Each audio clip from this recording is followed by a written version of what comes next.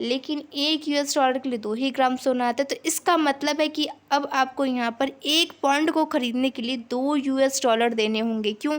क्योंकि 1 US dollar में केवल 2 ही ग्राम सोना आता है। हमें तो इक्वल में क्या लाना है? 4 ग्राम सोना। तो 4 ग्राम सोने का मतलब है कि आपको, यानी यहाँ पर आपको 2 यूएस डॉलर देने होंगे। तो ऐसे किया जाता था क्या? स्वर्ण माल प्रणाली में क्या किया जाता था? एक्सचेंज रेट निर्धारित किया जाता था।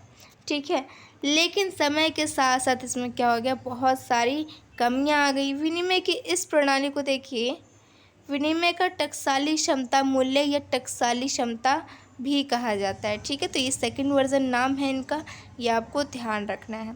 ठीक, नेक्स्ट जो है हमारा टॉपिक, उसमें है क्या? विनिमय दर की ब्रेटन वुड्स प्रणाली अथवा विनिमय दर की समंजनीय सीमा प्रणाली। अब देखिए, ये ब्रेटन वुड्स प्रणाली क्या थी? ये भी एक विनिमय का ही तरीका था, लेकिन इसमें होता क्या था?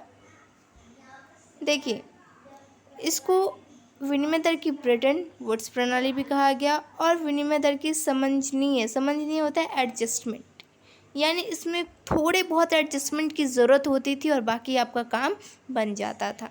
ठीक है, ये हम नहीं कह सकते हैं कि ये प्रॉपर तरीके से विनिमय का माध्यम था, बल्कि इसमें कुछ थोड़ा बहुत एडजस्टमेंट करना पड़ता था हमें, और थोड़े बहुत एडजस्टमेंट के बाद रिजल्ट क्या आता था कि आपका जो काम था वो बन जाता था। ठीक है, तो इसमें हो गया क्या कि ब्रेटन वुड्स प्रणाली, इसमें देखिए क्या होता था पहले, इसमें होता था कि पहला पॉइंट, विभिन्न करेंसियों को एक करेंसी अर्थात अमेरिकी डॉलर के साथ संबंधित कर दिया जाता था। यानी कि देखिए, स्वर्ण मान प्रणाली में आपने देखा, उस सिस्टम में क्या था, गोल्ड सिस्टम में आपने देखा कि पहले सभी घरेलू मुद्राओं को, जितनी भी करेंसीज थी, उनको अपनी कीमत किस में कन्वर्ट करनी थी? सोने में। लेकिन यहाँ पर एक ही ऐसी मुद्रा को सर्वोपरि मान लिया जाता है कि हाँ, वो इंटरनेशनल लेवल पर सबको टक्कर दे सकती है। और इस टाइम पर कौन है जो सबसे ज़्यादा सब घरेलू करेंसी, यानी कि किसी भी करेंसी को टक्कर दे रही है? तो वो है डॉलर।